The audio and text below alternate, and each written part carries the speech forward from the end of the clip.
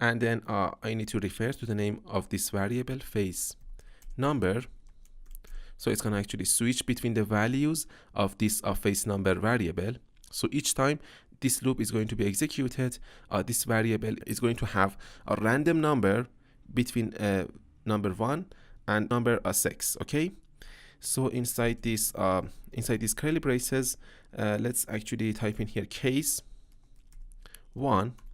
So this means that in case the value of this face number variable is number 1 plus number 1.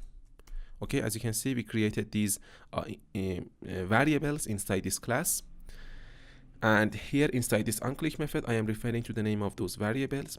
So plus number 1 means that increment the value of this number 1 variable and then return that value to me. Okay, break. So if I were to actually write number 1 plus, in this way it's gonna actually first of all return the value of this number 1 to me, and then it's gonna increment this variable. So that's not what I wanted. I want this variable, the value of this variable, be incremented, and then I wanna actually get that value, okay, or return that value. Okay, so case number 2 plus number 2 break.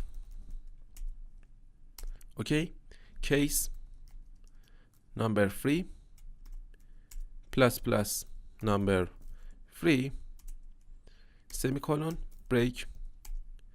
Case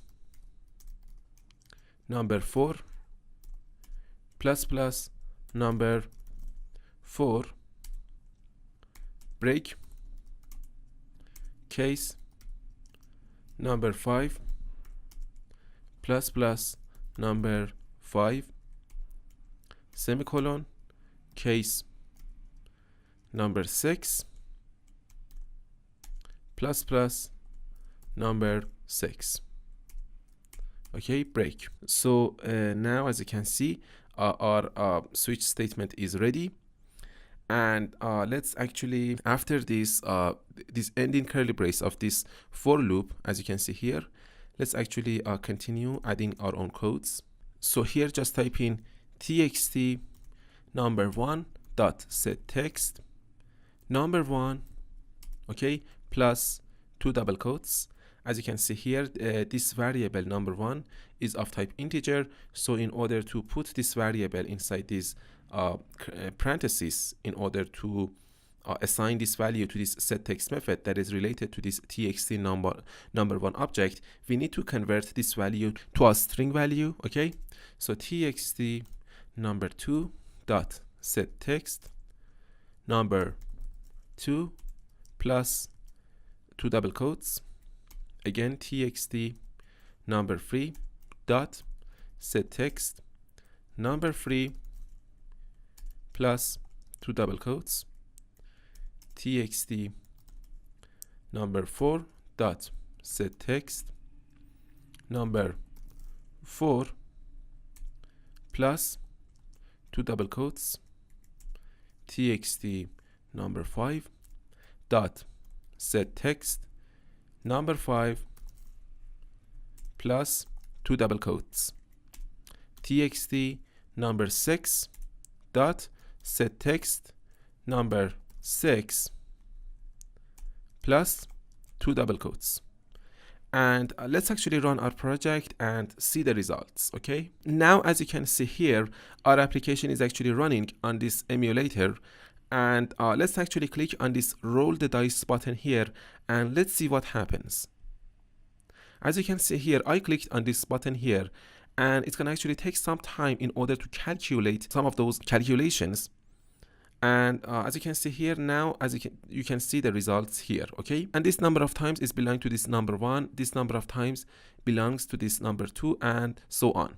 Okay, so I'll talk more about multi-threading later in this course. Nobody wants to wait when their application is actually freezing.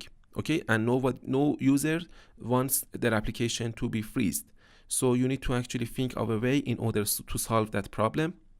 But for now, remember that whenever that you actually click on this button, it's gonna actually take some time in order to calculate those expressions, and then it's gonna show the results to you.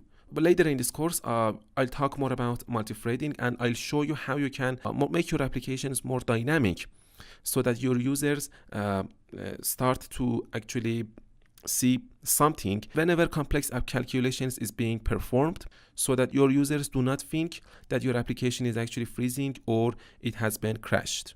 Okay, so hopefully that makes sense. Let's actually click on this button again, and again it's gonna actually take some time in order to calculate those expressions. So as you can see here, again these values changed here.